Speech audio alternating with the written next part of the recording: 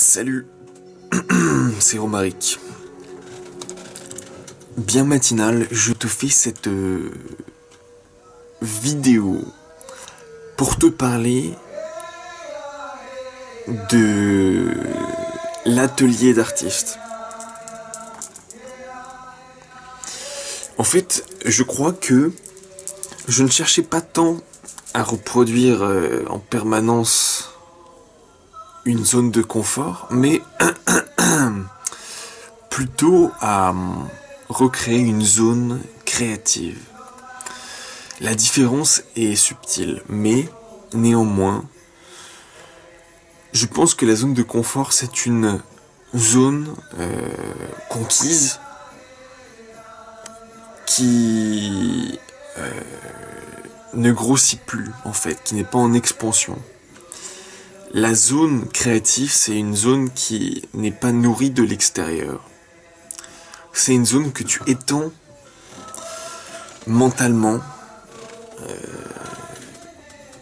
par association de nouvelles idées à l'intérieur de toi. Donc c'est-à-dire qu'il n'y a pas qu'une seule option pour étendre sa zone de confort. Il n'y a pas que ingurgiter de l'inconnu, il n'y a pas que consommer les choses. Il y a aussi les digérer. Les digérer et simplement se voir penser.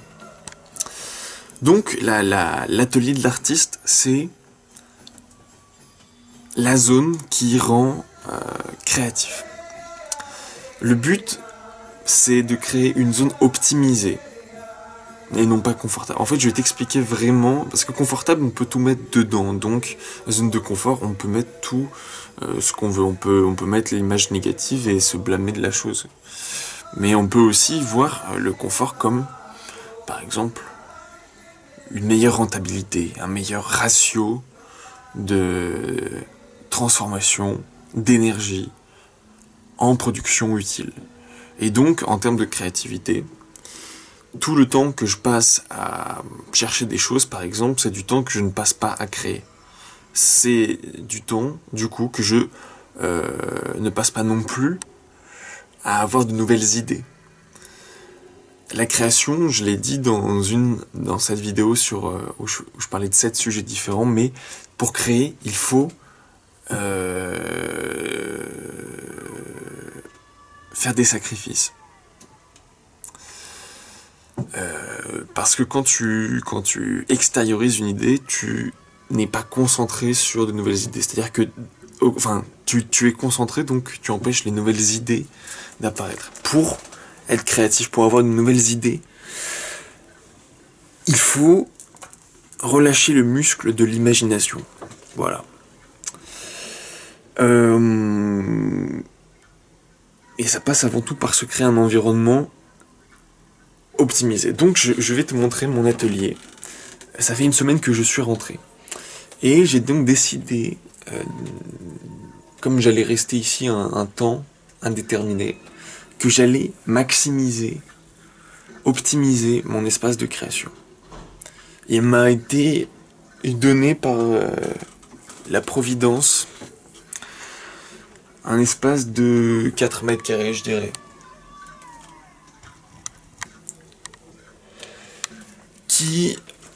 Que je vais améliorer de manière incrémentale, lien avec la vidéo à l'ancienne, dont j'invite à constater le commentaire très poli de quelqu'un qui me dit que je raconte que des conneries, et qui n'a pas tort.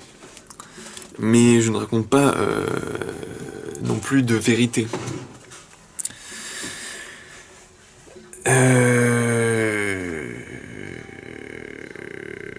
Et donc, mon atelier d'artiste, c'est une semaine en fait,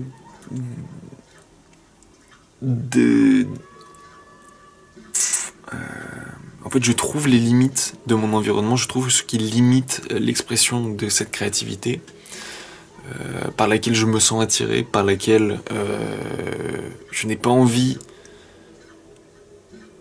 à laquelle je n'ai pas envie de mettre d'entraves, sur lesquelles j'ai envie d'investir.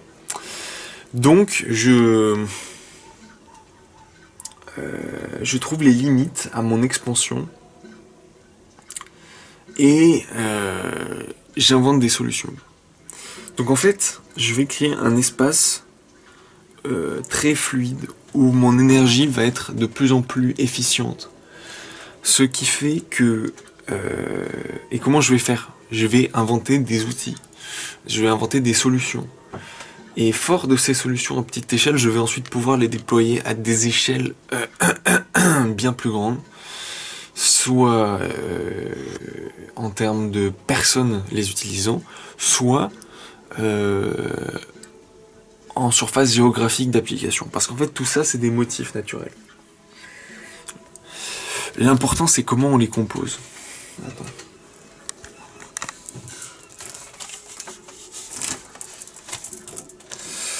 Là, ça fait donc une semaine que je suis ici, une semaine que je crée, une semaine que j'ai des idées, une semaine que j'arrive à m'induire en flow.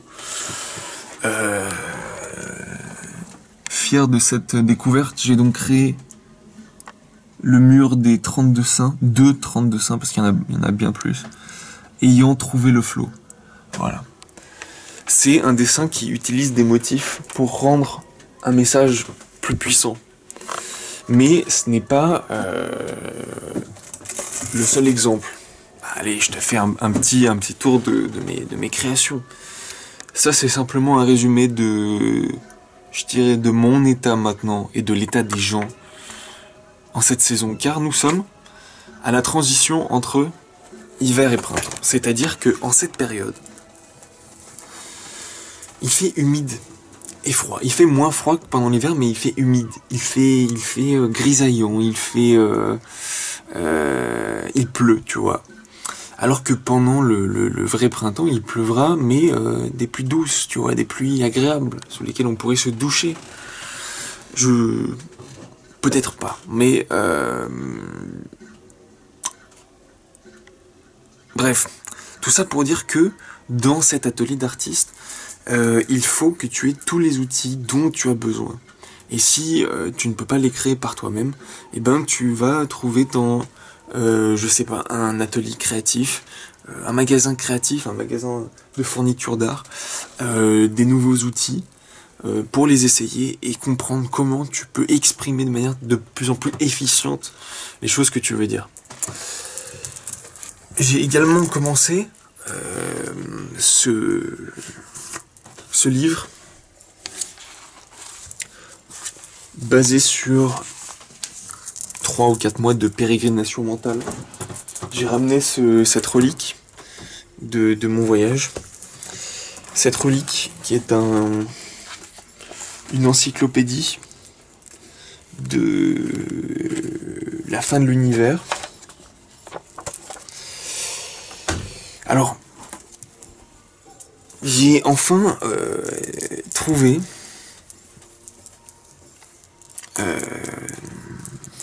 la motivation grâce à quelqu'un que j'ai rencontré en Arménie,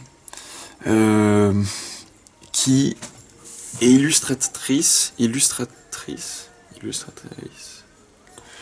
et qui scanne ses cahiers.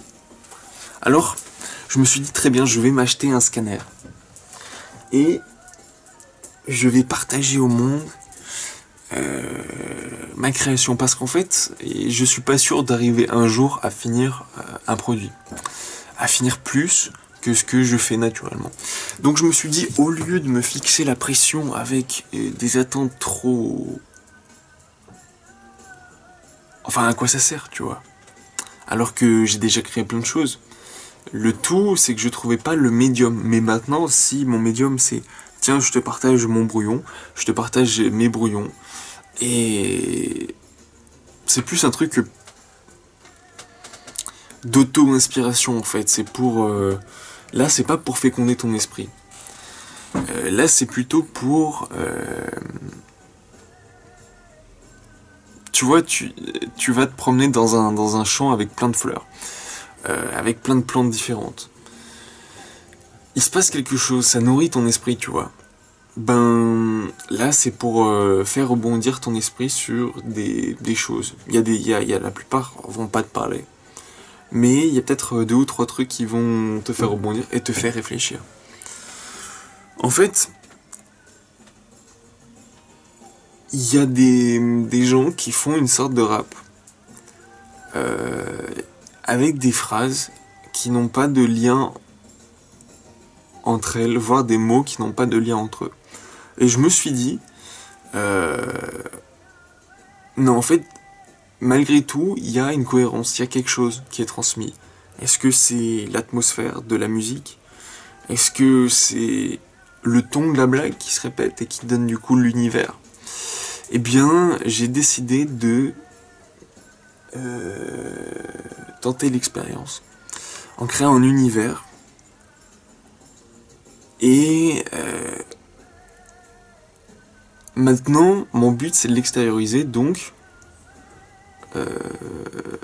il va falloir que j'y passe du temps, mais j'ai pas envie de faire que ça. Donc je me dis maintenant, je donne tout. Maintenant que j'ai pas de problème. Parce que en revenant après être allé dans des pays éloignés, je me dis que j'ai pas beaucoup de problèmes. Et du coup, au lieu de le passer à me trouver des problèmes, j'ai décidé d'être hyper actif, hyper productif. Parce que je me dis que en tant que élu, non, attends. Je peux pas dire ça parce que c'est pas ce que je pense. Mais au vu du capital qui m'est alloué, avec lequel je peux jouer, il est important. Ah oui, tiens.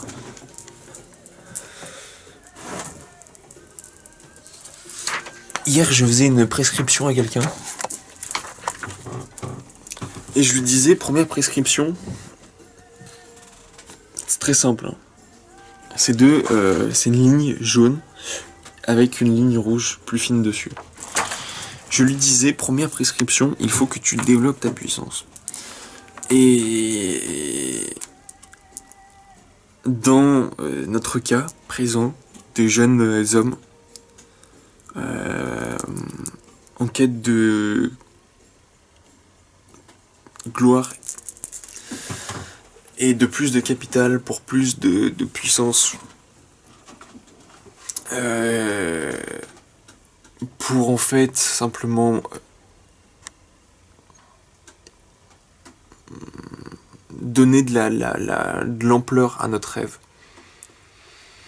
C'est-à-dire c'est le sens qu'on donne à la réalité. Donc je disais, l'important, c'est donc de trouver comment utiliser ton argent, comment développer ta puissance, comment utiliser ta puissance pour être de plus en plus puissant. Mais il a oublié de prendre la prescription. La prescription, c'est le papier. Donc je déduis que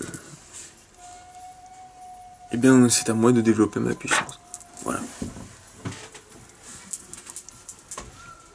Donc là, je fais des tests. Je fais des tests sur YouTube. Je fais des tests sur papier. Mais les deux vont... En fait, je dis les deux, mais tout est lié. En fait, il y a des moments, je pense que ça te le fait aussi. Mais moi, c'est particulièrement flagrant. Je m'en rends compte, en fait, particulièrement chez moi. Parce que je me côtoie tous les jours. Des fois, j'ai l'impression que je lance des petits bouts de créativité, mais genre dans toutes les directions, sans aucun sens. Donc je mets une graine, 10 graines, pas de la même forme, pas de la même taille. Genre en fait, il faut semer partout, tu vois. Dès que tu peux semer, tu sèmes.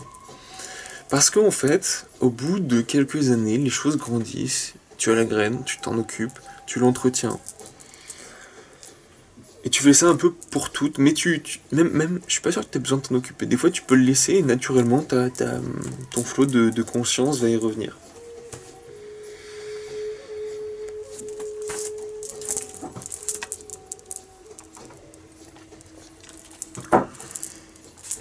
Et au bout de X temps, en fait, il n'y a pas de limite de temps, il n'y a pas un moment où ça s'arrête de croître.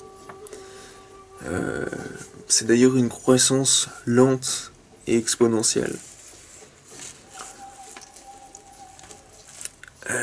Il n'y a pas un moment où ça s'arrête de croître, j'allais dire, enfin pour contrebalancer ce que j'allais dire sur... Il y a un moment où tout va faire lien ensemble. Tout va finir par se connecter parce que ça vient de la même source. Donc c'est un peu projeté au pif parce que les graines c'est simplement des choses que tu as à manger et que tu recraches. Mais pour chaque chose que tu as semé, t'es l'élément, t'es à la fois la source et à la fois l'élément qui rassemble les choses. Donc tu vas semer, tu vas laisser les fruits grandir et puis à la fin tu fais ton panier et c'est ça que tu proposes. Donc là actuellement j'ai semé plein de graines. Non, pas actuellement, du coup, dans le passé, j'ai semé plein de graines, et actuellement, je prends les fruits, et je suis en train de faire des petits paniers, repas, tu vois, des petits paniers de légumes avec des bribes de ma création, c'est-à-dire j'ai intégré des choses, et maintenant, je les digère, et j'en fais des nouvelles choses, voilà. Je synthétise, je te partage. Voilà, mais donc tout ça là, j'espère que... Normalement, je suis censé recevoir le scanner demain. Mais je pense que j'aurai la flemme de l'utiliser avant, je sais pas, peut-être quelques jours. Mais d'ici là, je te scannerai mon Apps Data Psyboc 1.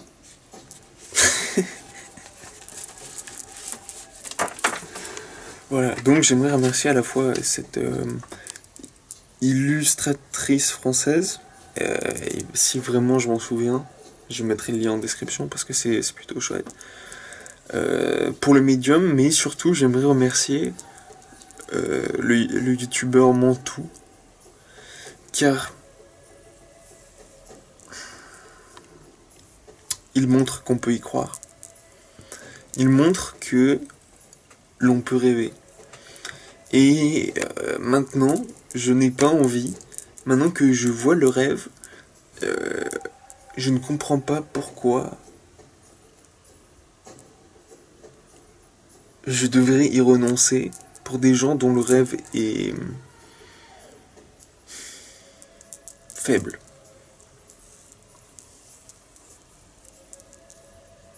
Au contraire, je dois maximiser mon rêve. Et si il s'avère plus puissant que celui des autres dans la mesure où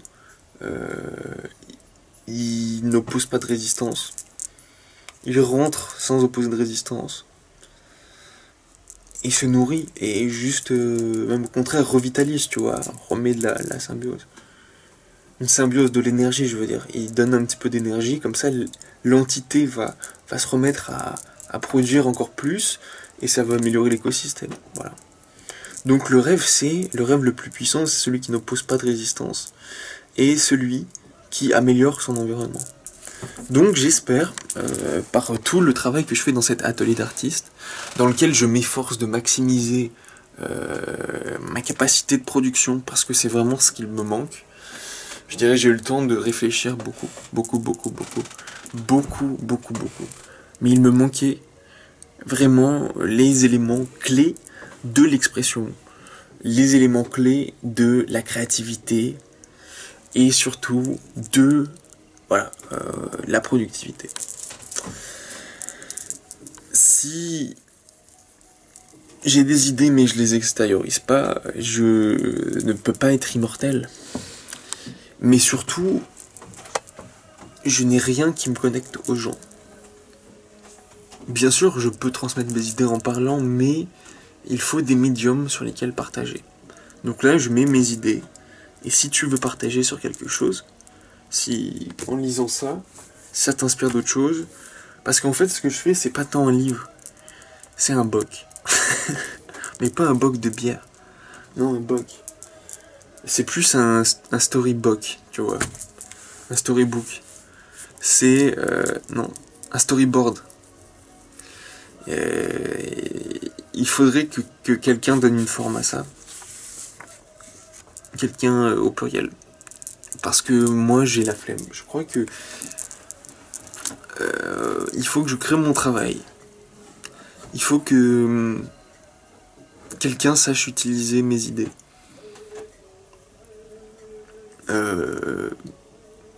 On m'a fait un très beau compliment il y a une semaine ou deux semaines. Quelqu'un m'a dit je serais très content d'utiliser ton cerveau. Et ça m'a fait plaisir parce que j'ai pensé à ça avec quelqu'un, avec mon binôme. Il faudrait créer une entreprise d'idées pour les gens flemmards. Non, les gens flemmards sont le staff, mais voilà. Les clients viennent consommer, viennent avoir des idées. Genre, ils ont un gros problème. J'imagine bien, tu vois, la grosse entreprise qui arrive et qui dit bon, on voit que maintenant sur le marché, tout le monde fait la même chose. Qu'est-ce qu'on peut faire? Donc là, je regarde un peu l'histoire. On regarde, on sera une scope. On regarde un petit peu l'histoire de l'entreprise et puis on regarde là où le marché actuel, les innovations potentielles, et puis on regarde l'endroit, le passage qui oppose le moins de résistance, donc en plus celui qui demande le moins d'efforts, donc le plus de flemme, donc le plus d'économie. Parce que le meilleur moyen de pas avoir de besoin d'argent, c'est de pas en dépenser, tu vois. C'est pas de gagner plus d'argent. Donc, voilà, le grand patron, les grands patrons viennent nous consulter, et puis ils nous disent voilà, on aimerait faire un truc nouveau, donc on trouve par la flemme. Et par aussi, pas mépris de toi, parce que ça c'est un peu la conscience écologique, si tu fais quelque chose et ensuite tu te détestes, par exemple, à cause de toi, t'as détruit genre des milliers de kilomètres carrés de la forêt amazonienne, parce que t'as choisi d'économiser 3 centimes, ben c'est con. Donc il faut aussi, non pas seulement de la flemme, mais aussi une certaine forme d'éthique. Et l'outil qui te permet de valider ton éthique, c'est donc le mépris de toi. Bon, pour en revenir à cet atelier d'artiste, j'ai donc commencé à... Alors ça, c'est tous les livres, cahiers finis. Ça, c'est ce que j'ai rapporté. Mais il y en a 6 autres, tout petits. Des carnets de brouillon. Et ça, c'est mes autres productions. Je sais pas, je crois que je fais une sorte de design. Là, c'est écrit ah tiens, c'est l'heure du thé. Et il y a comme des idéogrammes de thé. Et là, je l'ai fait avec un autre design.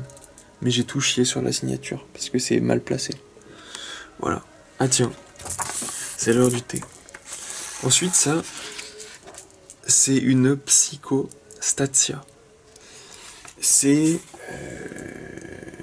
une sorte de capsule de l'espace où l'on peut utiliser des psychédéliques. Ça, c'est moi. C'est une commande qu'il faut que j'envoie au Kazakhstan. Puis après, voilà, il y a plein d'autres dessins, tu vois, que j'ai pas forcément envie d'énumérer. Mais disons que c'est à la fois des brouillons et à la fois ma production. En fait, je crois que ce que je produis, mon art, c'est montrer mon évolution. Voilà, je crois que c'est comme ça que je vais conclure cette vidéo, parce que je crois que cette conclusion est radieuse. Pas radieuse, mais elle perce les nuages. Elle est rayonnante. Garde-toi bien du jugement. C'était quoi ma conclusion ensuite? Ah oui. Je suis contente de voir mon évolution dans le temps. Je pense que c'est pour ça que les gens aiment avoir des photos d'eux. Ou des souvenirs, ou plein de trucs. C'est parce que, en fait, ils aiment se voir grandir. Ils aiment se voir growing. Tu vois, je fais des tests comme ça. Et ces tests, voilà, c'est ma production. Ne trouves-tu pas cela audacieux comme la flemme? Et à la fin, qu'est-ce qu'il restera?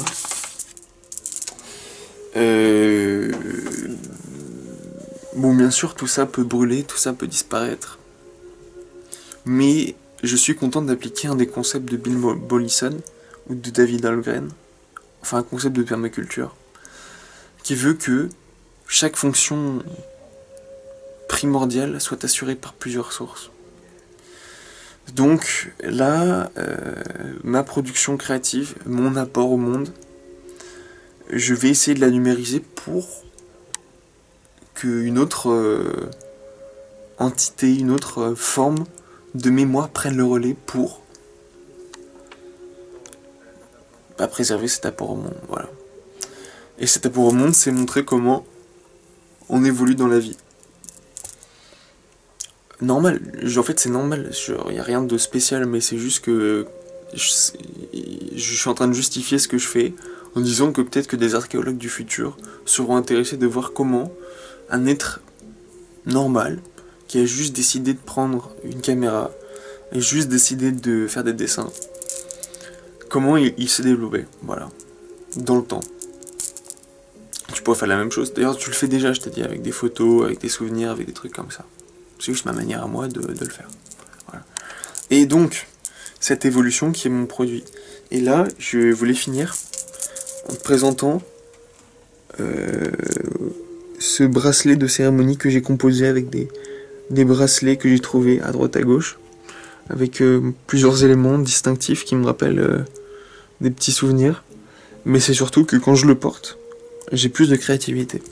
Donc c'est encore une idée que j'ai empruntée à Monsieur Montou qui faisait des objets magiques. Et bien là c'est la même chose. J'ai créé cet objet de telle sorte que à chaque fois que je décide de créer, je le mets et je sais que je suis du coup plus puissant grâce à ça, tu vois. C'est bizarre à expliquer mais ça me semble normal dans ma tête. Bref, je te laisse méditer sur ce point, sur l'atelier de l'artiste, mais surtout comment créer un environnement optimisé pour l'extériorisation et la réalisation du rêve. Salut.